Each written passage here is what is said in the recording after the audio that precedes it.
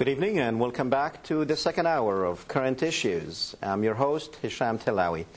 Exciting first hour, ladies and gentlemen, with Robert Chapman. And in the second hour, we will have Dr. Morgan Reynolds. And for those of us who are, of course, watching us on the Internet, we have an Internet difficulty, but we are working on it. And, you can't really hear us saying that. But those of you who have friends out of town, just tell them that we are working on the Internet problem, and we should have it up and running in no time. Okay, ladies and gentlemen, we will have Morgan Reynolds. Morgan he's currently a professor emeritus economics, Texas A&M University at College Station. Dr. Morgan is the former chief economist at the United States Department of Labor from 2001 to 2002. And also he served as the director of the Criminal Justice Center and senior fellow at the National Center for Policy Analysts, headquartered in Dallas, Texas. Professor Reynolds, of course, had authored 6 books and co-authored 6 books. He wrote many articles. He wrote articles for the Dallas Morning News, Houston Chronicle, the National Review, Fortune, Investors Business Daily, the Wall Street Journal, and so many other periodicals, as a matter of fact. And he was on different TV programs with Jim Lehrer. He was on PBS, so CNN, and Fox News Channel. So our guest has been on a lot of, the mainstream media. So, but what we are basically going to, what Morgan Reynolds did is he basically did not buy the story of how 9/11 happened.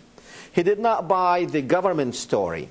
He does not believe that these buildings fell the way people are saying it fell. He doesn't believe any of that.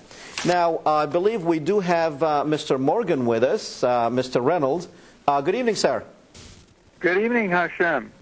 How are you tonight? I am very good, and you? Good. I'm doing good, thank you. Now, just very briefly, Dr. Reynolds, just tell our viewers who you are and what you're doing now.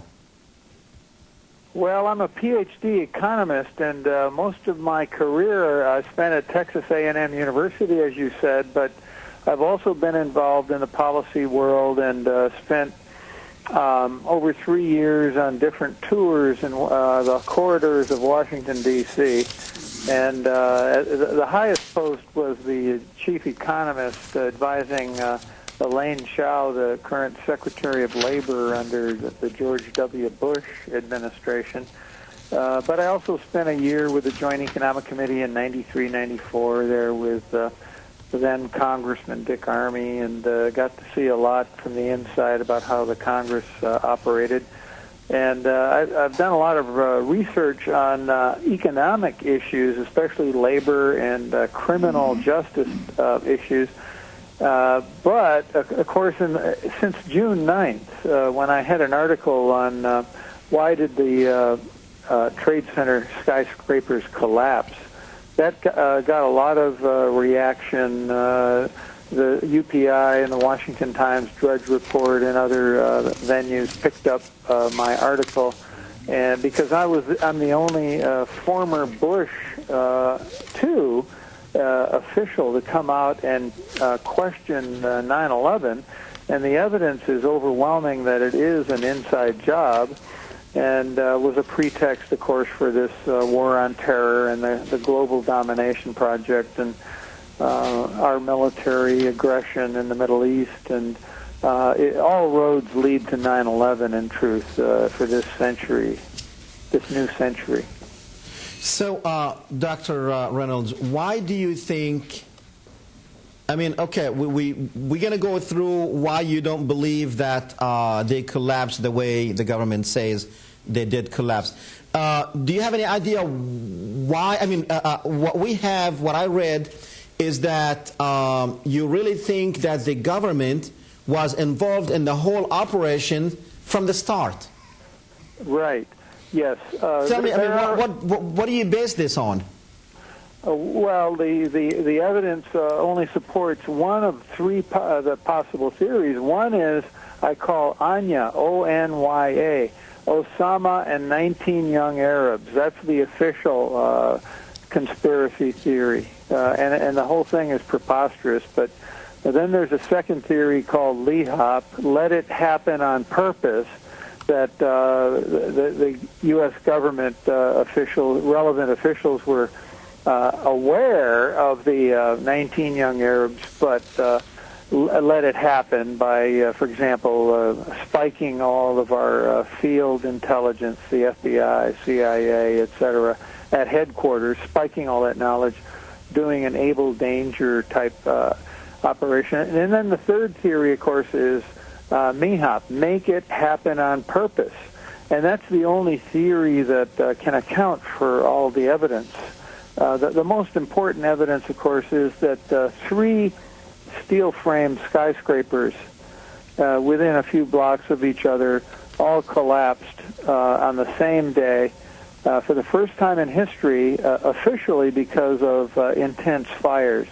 Only two of the buildings are alleged to have been hit by a large Boeing aircraft, and the third one mysteriously collapsed at free fall speed. We have the videotapes around 5:20 p.m. that day. Now, the perpetrators basically screwed up there. They probably wanted to implode the third building while the dust from the previous two collapses was very dense and cover their tracks that way. But the demolitions are the most important. But then there are all these other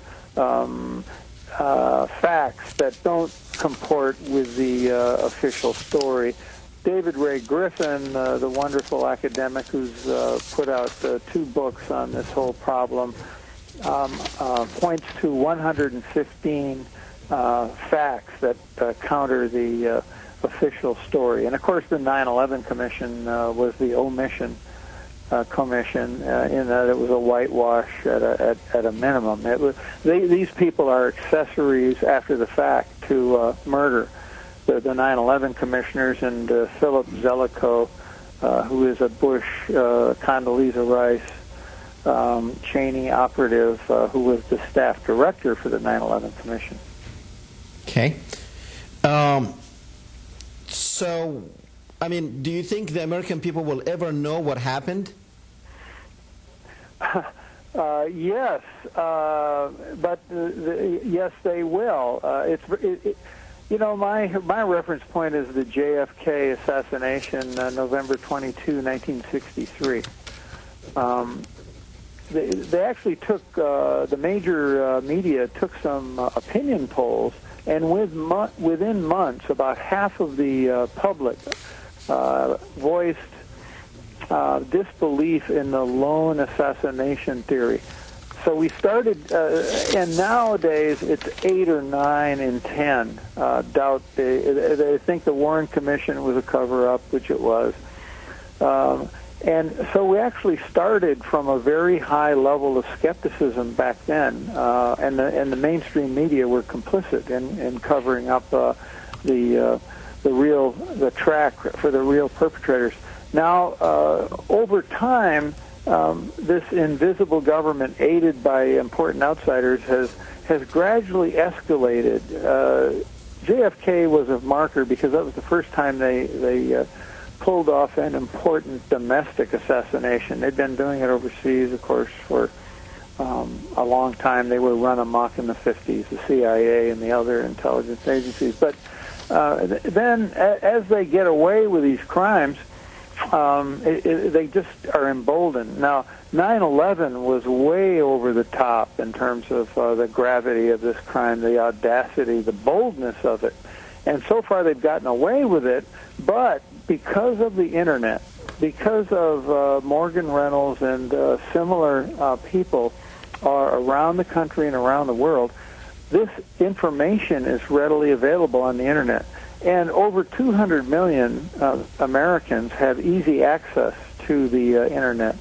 So it's almost as if it's willful ignorance. There are many Americans, I would say, who are in denial. They've been trained from cradle to grave to trust in their leaders and to believe the Disneyland version of U.S. history, especially our dastardly foreign policy stunts, and to disbelieve in so-called conspiracy theories, that everything's fine, while certainly other national governments have had tyrants and thugs. That hasn't happened here ever, and glory be, it could never happen because we're so good, we're so exceptional. It's the American exceptionalism that's at work. And then, of course, people have been trained here to disavow, don't connect any dots, right? They've been trained to believe in coincidences if they ever look at the evidence. So there is partly this broad slice of the American public that is ignorant and is inattentive, but there's another slice that just doesn't want to go there. They know there's some very unpleasant news there, and if they found that out, they'd feel guilty and have to turn away from Paris Hilton or American Idol or Dancing with the Stars or whatever is entertaining them for the moment, and actually do something, actually exercise their duties as citizens. So there's an awful. On the other hand, there's an awful lot of people who know about this and are active, and the numbers are growing. Okay, Dr. Reynolds, you wrote so many articles about the subject, but in one of them, which Paul O'Neill actually kind of let the cat out of the bag, out of the hat, is that they were trying to find a way to attack Iraq. Yes, right. Okay, tell me about what O'Neill said, and why were they trying to attack Iraq? Well, Paul O'Neill was the Secretary of the Treasury when I was at the Labor Department. I've been in a few meetings of large meetings, like 60 people in the room. As me would be, I'd be one of the staffers. And Paul O'Neill didn't last that long in the administration. Maybe 16 months or so. I was only there 16 months because I got fed up. But O'Neill was too honest for Washington, D.C., and too honest for the Bush-Cheney administration. And what you saw in the private meeting was very much the same guy you saw in public. Well, his book, which was authored by Ron Susskind, pointed out O'Neill, the first week on the job, end of January 2001, he goes to a meeting, and right away it's about Iraq. Find me a way to do this, says President George W. Bush. In other words, find me a justification to attack Iraq, invade Iraq, and kill hundreds of thousands of people. And O'Neill just shook his head. I don't know that he said anything in that meeting. He probably did because he's an honest and extroverted person.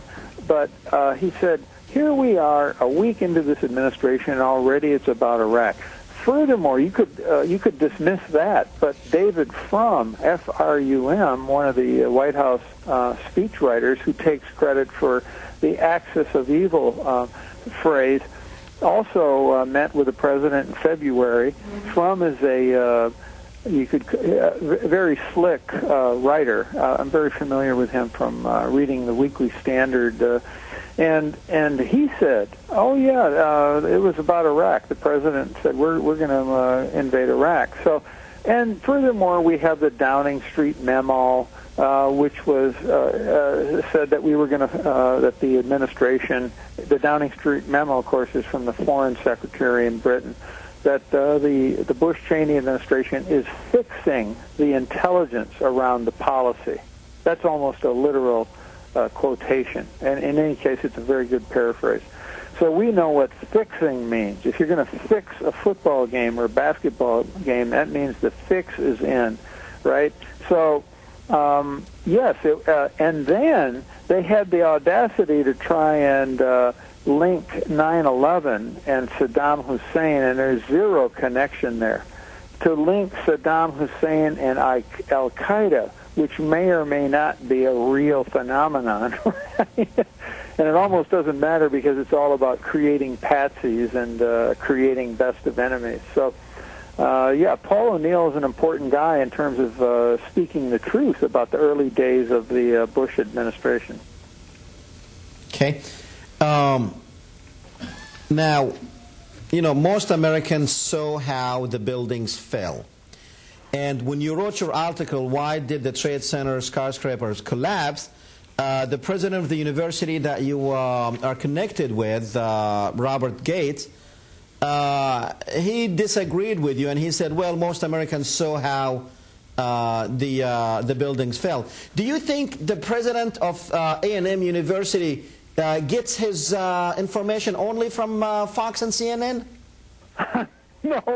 No, I don't. That's a good question, Hesham, because, you know, what that brings up is that Robert M. Gates, the president of Texas A&M University in College Station, you correctly say that's my home university. I taught there for 28 years, and I have the honorific title now that I'm retired from my daily duties there of being a professor emeritus. Gates' career, of course, was with the CIA, Central Intelligence, and he eventually rose to director of Central Intelligence, that is the DCI. He was head of the CIA under Bush 1, Poppy Bush, George Herbert Walker Bush. And he knows, his book is I'd have to pull it down from the shelf, but it's called, I think the subtitle is The Ultimate Insider, is his take. And it's one of these biographical, autobiographical books in 1996. So he knows a lot, okay, and he still has people inside government, et cetera, and he's no babe in the woods. Being in the CIA for many decades, and then being in the White House as a staffer for under 4 presidents, including Jimmy Carter, who I believe he helped undermine by trying to get George by campaigning behind the scenes in 79, 80 for George Herbert Walker Bush, who was one of the most popular directors of intelligence there under Gerald Ford for 1 year. He knows a lot. He is no babe in the woods. So when he attacks me, he put out this statement which is almost laughable in terms of it doesn't strike me as very sophisticated psyops, psychological operations. But what he said was, the American people know what they saw on the morning of 9/11, and for anyone to suggest government complicity is beyond the pale. In other words, it's outside civilized discussion. Well, that's pretty rich coming from a guy who's seen all the stunts the CIA has pulled over the years. Okay. Professor Reynolds, now, you wrote an article entitled Don't Make Me Laugh, and in that article you say the Fed's goal is to keep the economy and prices stable. I'm torn, laugh or cry. This is the biggest lie of all. The Fed was hatched to supply an elastic currency for the nation in the language of a bygone era. What does that mean? Well, the Federal Reserve, that's, of course, a great question to bring up, Hesham, because it's at the heart of the beast. If the beast doesn't have this steady inflow of money, these scraps of created paper and credit, then that government's going to have to take the money directly from the people, and it would find it a lot more difficult to fund all of its big projects, especially war and mischief overseas. So the Federal Reserve, if we go back to its creation, it was passed by the Congress and signed by the President in 1913, December 23, 1913, which is an interesting date. You know, when when the public and the Congress are very inattentive. It's a holiday starting up. That's when George Herbert Walker Bush, by the way, pardoned those convicted in the Iran-Contra scandal, of which he was at the center of that. But at any rate, watch out for what they signed just before Christmas. And in 1913, before that, we were on a precious metals standard, and that restricted very sharply the amount of fake credit the individual banks could create. And that the banking system could. So it was the Federal Reserve is a way to coordinate inflationary expansions of bank credit. In other words, you're with a stroke of a pen, supposedly creating more wealth and income for everybody, but that's not really how it works because insiders get the money first, and actually it spawns a lot more concentration of wealth and power. So when I say that, yeah, that makes me laugh. The Fed is constantly, allegedly, fighting inflation, or the debasement of the value of the currency, and yet we get year in, year out creeping price inflation, and supposedly they're on the alert looking for any new source of inflation, and yet who is the creator of all this new money and credit, which is the fundamental cause of the decline in the purchasing power of the money? The Federal Reserve itself. So it's a big scam, it's a big fraud. Really, the most important single reform I would make is to put the United States and its people on a real money, a precious metal money, in which that would promise non-inflationary prosperity. We would have people couldn't rip us off the way they are under this current phony legal tender Federal Reserve note. But Dr. Reynolds, if we do that now, or if we even try to do that now, where are we going to come up with all this precious money, precious metal, to back all these trillions of dollars that we have throughout the world? Yeah. Good question is how would this transition work?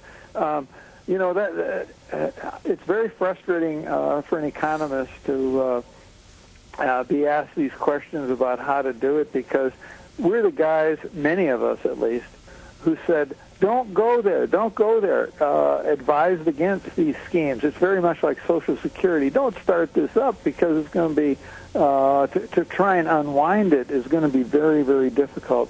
So we have that same problem here.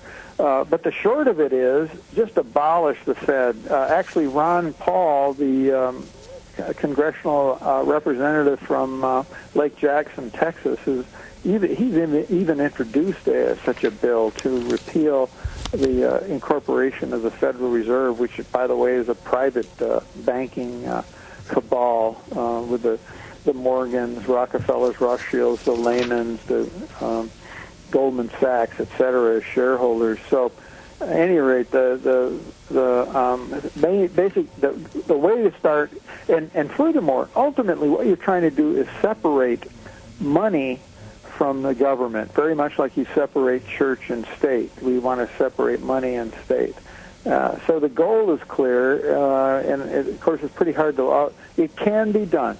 I don't want to try and outline a detailed mapping, but ultimately what you want is for the people to own the money, and then they will control the government instead of vice versa. Now when the government owns the money, they control the people. But that means people have to go back to work.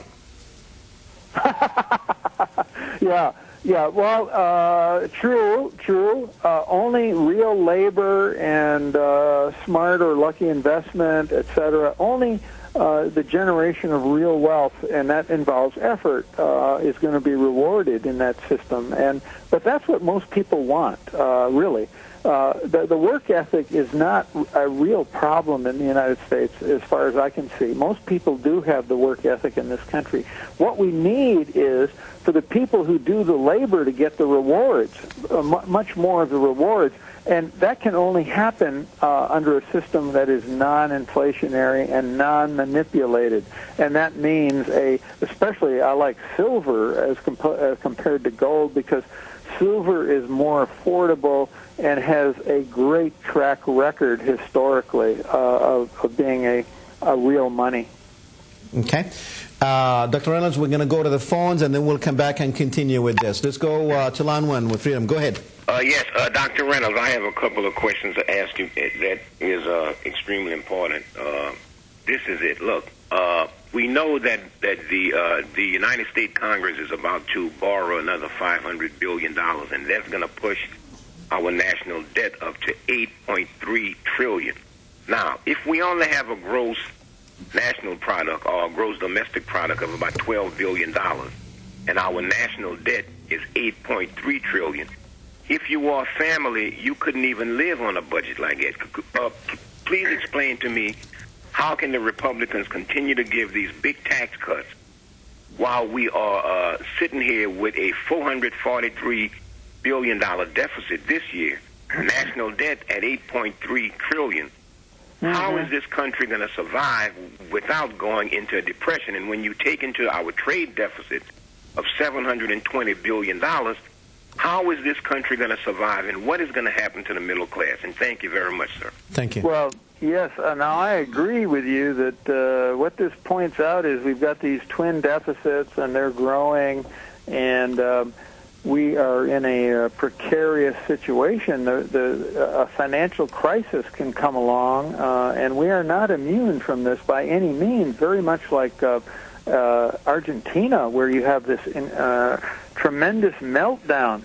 And how are we going to avoid this? Especially, the caller points out, the Republicans show no sense of responsibility here at all. And why they are conservatives, I can't figure out. Their behavior it doesn't comport with any kind of traditional conservative policies that I can detect.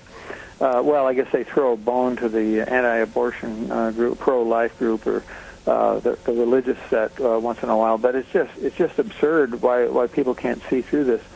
So we are on the brink here, and that does frighten me. And if we were to go to war against Iran, which seems to be the next card they're willing to play, and oil could go to $250 a barrel, et cetera.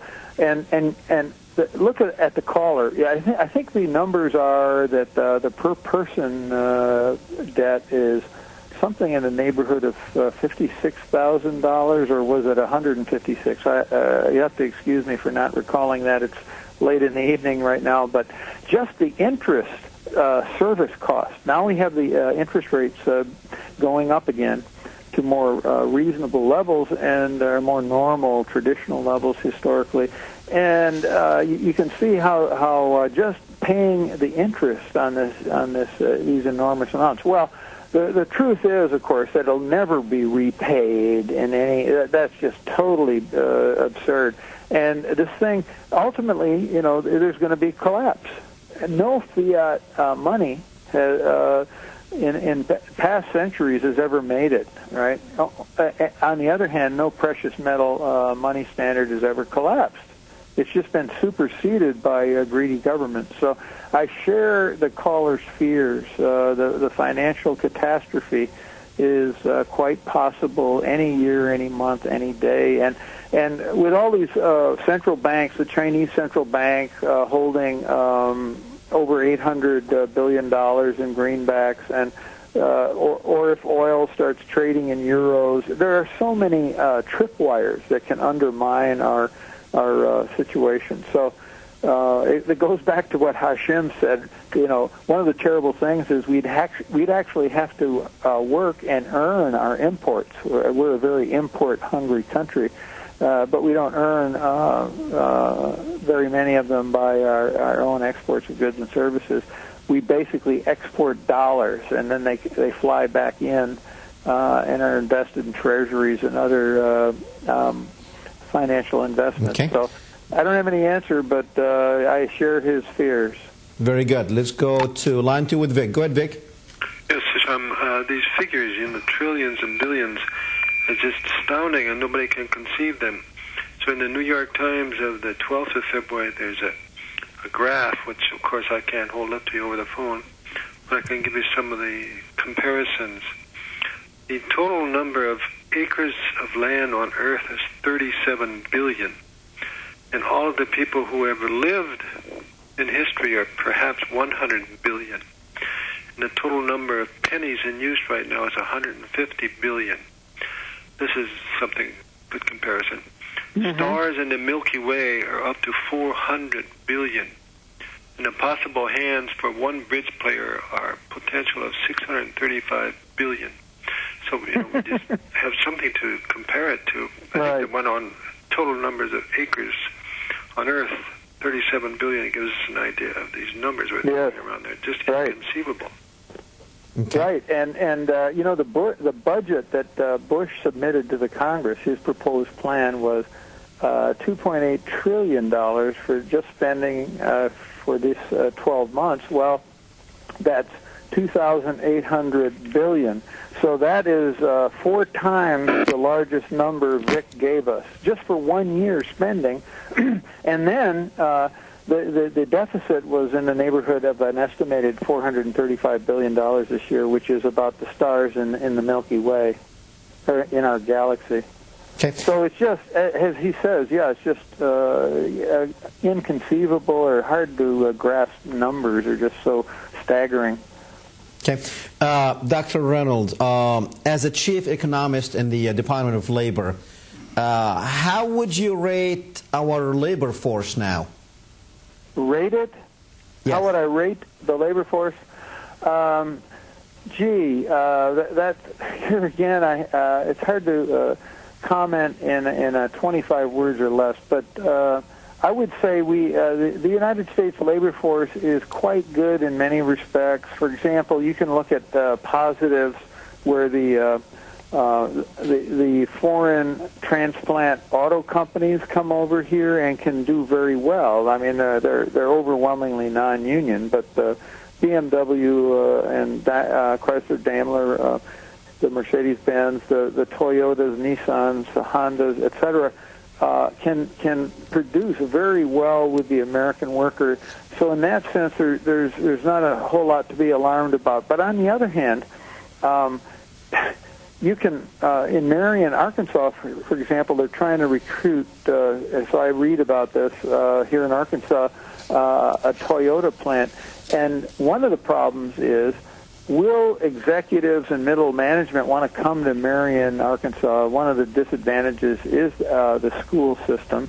And can they recruit workers nearby that are, you have to be way better than illiterate, right? You've got to be comfortable and be skilled in computer-controlled machining and more advanced technical things. It's not just pouring slabs on a building site here. So we do have our problems in terms of how well-trained and talented. And it's very vital for the United States from a competitive point of view to be at the cutting edge of many of these industries. We need, of course, to have entrepreneurs and scientists and engineers at the cutting edge. And it's a constantly changing game, constantly evolving. Any high-income country, the only way it can stay in the game, since it can't match the low wages in China or India, has got to stay high productivity and at the cutting edge with innovative, well-made goods and services. Now, how long can we live on borrowed money? Oh, I'm very nervous. Here again, that's very much like the previous two callers. Yeah, how long can we? Yeah, right now I'm very concerned because the housing boom and the inflation of housing, those asset prices has peaked out, it seems, and that was that's been the ATM, right? The machine to punch for cash to keep the consumption boom going. And when that gives way, very much like we're kind of tracking what happened in Japan, where they've had this very long, drawn-out, maybe mild, but nonetheless, a depression, because they've never allowed the liquidations, the kind of the quick ending of unprofitable investments and the disemployment, and to establish the conditions for healthy growth. They keep on. Here again, it tracks back to the Federal Reserve. The Federal Reserve and their reckless inflationary policies it makes the whole environment high risk, and you just wonder how anybody but the Illuminati or the inner sanctum can make money or survive or prosper ultimately. So I agree with you that we're on the brink in the next year or two of a recession and maybe worse. Now, the position of a chief economist, that is an appointed position, I take it? Yes. So you were appointed by George W. Bush? Yes. But the title might be a little misleading in that I was at like the fourth or fifth level. In other words, I wasn't advising the president. I was advising the Secretary of Labor. She's a cabinet member. Right. So in a way, you were advising the president if you're advising the Secretary of Labor. I mean, at least she's supposed to take your advice into consideration when she goes and talks, in a cabinet meeting. Yes, yes. Now, everybody, I mean, does everybody has a chief economist, all the cabinet members? I never looked, but yes, most of them have their own little economics department. Okay. So what I'm leading to, Dr. Reynolds, is do you think these chief economists, they found out that the only way we are going to support the dollar, since we don't have the precious metal to support it, is to actually go to war? Well, yeah, it's a horrible thought. Some people have argued, of course, that, remember in the late 2000, Saddam Hussein wanted to stick his thumb in the USI and said, okay, we're going to sell Iraqi petroleum for euros.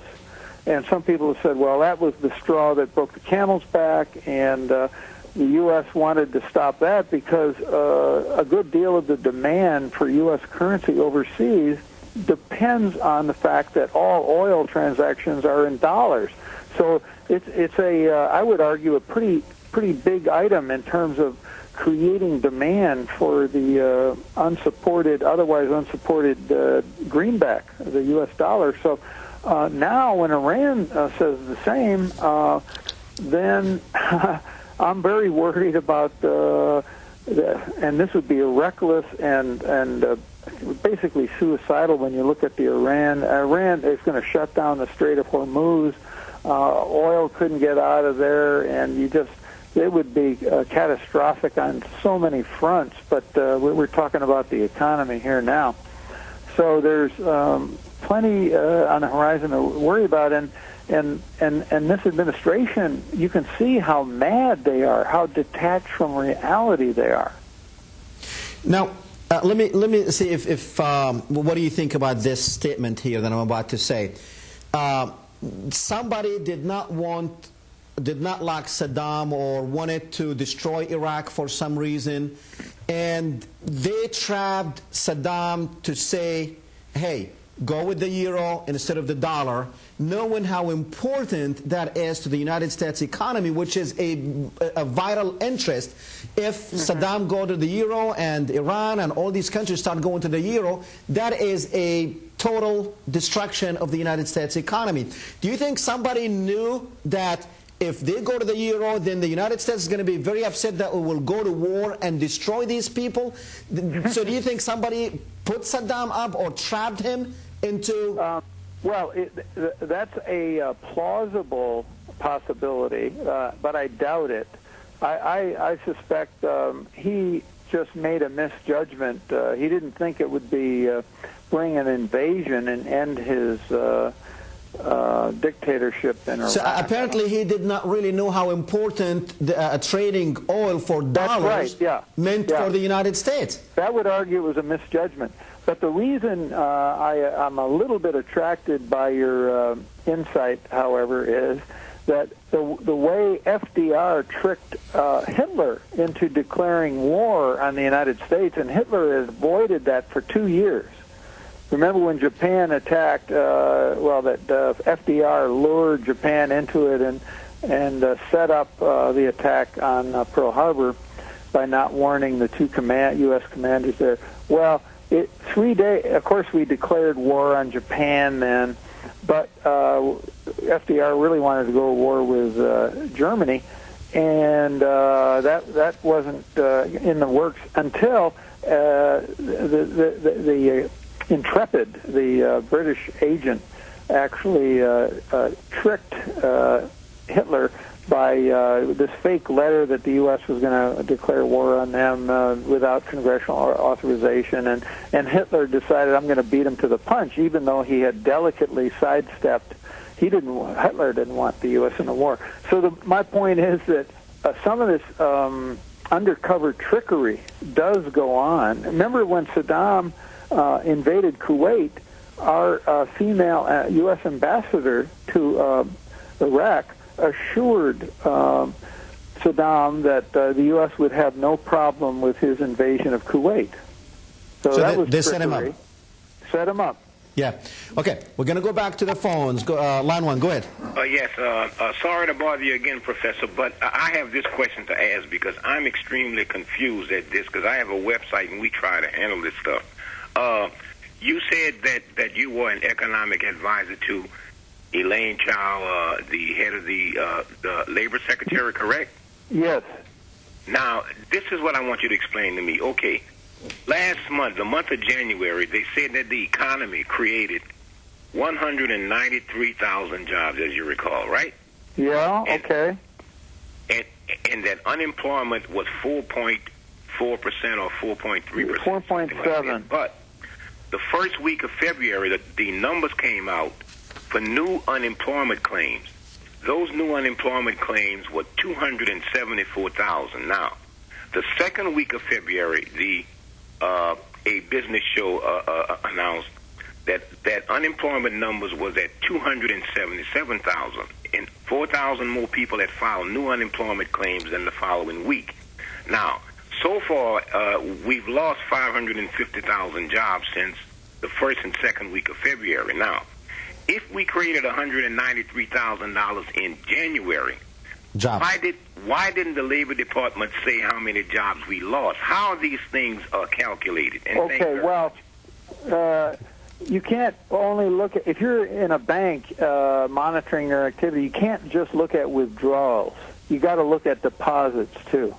So that's why you've got, when the Labor Department says jobs went up by 193,000, that is a net figure. That's netting out the losses against the gains, and the gains exceeded the losses by 193,000. You know, there could have been 5 million jobs lost and 5,193,000 jobs gained. And then furthermore, those unemployment insurance claims are weekly numbers. They're volatile. That's new claims for unemployment benefits. And you only want to really look at the 4-week moving average. And those figures aren't as good as those employment numbers you referred to right at the beginning, which is from a survey of employers. Those are considered to be the hardest numbers that the BLS produces. Okay. Now, if we would look at the jobs that are created versus the jobs that are lost, do you see a trend of we losing? Because, I mean, a job created at Burger King is not like a job lost at NASA. So yeah.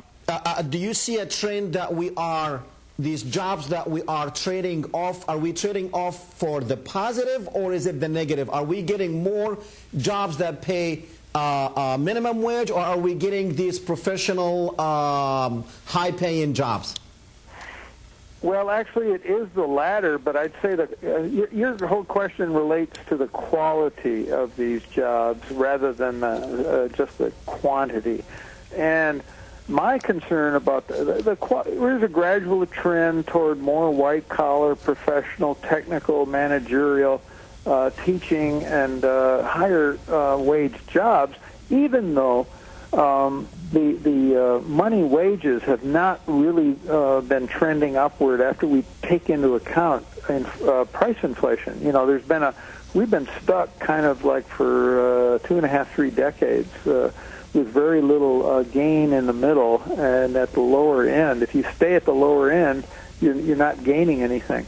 But here's the problem, even if we're getting some more of these, which we are, look at the jobs. I mean, the healthcare industry, which is, you know, all about drugs and surgery and nursing homes and the like, those are the jobs that grow. Government grows. The temporary supply grows. The mortgage loan industry has been a steady grower, okay? Those are white collar and managerial jobs, but what are they? That's countrywide finance. That's second mortgages and the like, and so you can disaggregate the numbers and be concerned. Now, yeah, the retail, the fast food industry is a great job creator, even though it is a low wage industry. But hey, we've got to allow that and. You got to allow the economy to be dynamic, and really, what I'd urge at the end is let the market rule. You know, it's these government interventions are the things that are terrible. And what you need? You need 3 conditions, long run, to have growth in real wages. The most important one is a non-inflationary money. That's the most important, is non-inflationary money. We don't have that. The second thing is high savings and investment rates, so that capital formation goes up and makes all of us more productive, okay? And the third thing is you need technological and entrepreneurial innovation. And we've had the third one, okay? We've had that, but we're weak on the first and second, and that's the real underlying reason we don't get strong gains in real wages like we did a century ago, and actually in many decades. But it's been very weak in terms of real wage gains. Now, Dr. Reynolds, I want you to talk a little bit about credit cards and the way this phenomena that has grown for the last probably 20 or 30 years more than ever before. Because to me, I think back in the 40s and 50s, Americans actually owned assets. Now, do we own more or do we owe more? Yeah. These numbers in aggregate get so huge, and these balance sheets, in effect, are unrealistic at the aggregate level, because you can't sell all the assets in the U.S. economy and cancel out all the debts. You know, it's just not a realistic way to look at it. But individuals should be concerned about that, right? In other words, your own balance sheet. I'm talking about individuals. I'm talking about the average American. The average American. Well, the average American is their financial, their balance sheet, their net worth isn't too great. The main thing is they're looking at is they're hoping their house will save them in the midnight hour, right? That they can use that as a vehicle for retirement and the like. Well, the trouble with that is, here's the cliche, is that debt is permanent, asset values are temporary. So the problem here is, this happened in Japan, and that is that real estate crashes. I'm not saying that's going to happen, but we have, like in late 80s, early 90s, on both coasts, where our East Coast and West Coast, where real estate gets pumped up, or in Texas when we had the oil boom in the early and mid 80s, and then you get a crash. You can have some serious problems. I think we're headed toward that, where we're going to get a downturn in real estate. Okay. So there's too much reliance on your house or real estate, where people are now that's even peaked out now, where people will buy houses to try and resell and cash in on this housing price inflation. So now, if you look at the rest of it, Americans, what's the savings rate for most Americans? Okay. 0 or negative, right? In other words, they aren't putting aside real savings out of current income. They're consuming their net income or more. Okay. So we're basically mirroring our governments. We are spending more than what we are making. That's right. The aggregate savings rate now is negative for households. So eventually somebody is going to own us and own our government one day. That's right. Okay. Right. Let's go back to the phone and squeeze a couple of calls. Tom on 2. Go ahead, Tom. Yeah, good evening. I just wanted to make a comment about something Mr. Reynolds mentioned earlier, and that's inflation. If people pay attention to the governmental agencies, particularly the Federal Reserve, Alan Greenspan and Mr. Bernanke and someone just recently also talked about controlling inflation, and they specifically use the term dealing with wages, out-of-control wages or overpriced wages. If you want to really look at the basics of what they're doing, just substitute the word wages every time they use inflation, because the cost of raw materials cannot be controlled. As raw materials become less, you have to pay more. That's why the cost of goods today has more to do with the raw material costs, even though they claim inflation is down, because they're holding wages down. Well, a good example of your argument is at the pump, right, where we had gasoline retail prices above $3, primarily because the cost of crude was up near $70 a barrel. It's backed off some now. But I think the caller's right in that the price of commodities or raw materials plays a big part. Housing, it's the same, right, with the price of lumber, etc. But that's driven. It's not that the commodity prices cause the product price. The product price causes the commodity price, and that's the direction of causation. In other words, if you're and China's appetite for commodities is playing a big role. These commodities are internationally traded. It's not just what happens here in the U.S., even though we are a big part of the world economy.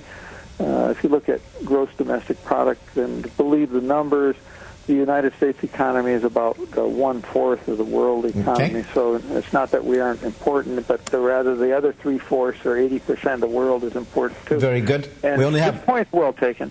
Okay. Let's go very quick to the phones. 20 seconds, Vic. 20 seconds? Yeah. Okay, well, Dr. Louis Leakey was asked, what is the biggest problem facing humankind? He was about 5 years ago, and he said, well, the biggest problem facing humankind right now is global warming. So while we're talking about the economy, the planet is warming, and you cannot really have a healthy economy in a sick world. And if the place is heating up so terribly where coastal areas are going to Okay. Thank you, Vic. I don't buy all that. To me, that's the case of the greens are really, if you peel off the exterior, you're going to find it red inside. It's very much like peak oil. That's another phony argument. And even if the world were warming somewhat, this 1 degree increase, people actually like it warmer on net. So I don't find a whole lot of merit in that. To me, it's a pretext to control for more controls. Dr. Reynolds, we only have time to say thank you, sir, for being with us, and hopefully we'll have you back here on the show again. Thank you, sir, and good night. Thank you. Thank you. Okay, ladies and gentlemen, that was Dr. Morgan Reynolds, former chief economist with the Department of Labor. We will see you next Thursday. Be here. We will have Willis Carto with us for next Thursday. See you then. Good night.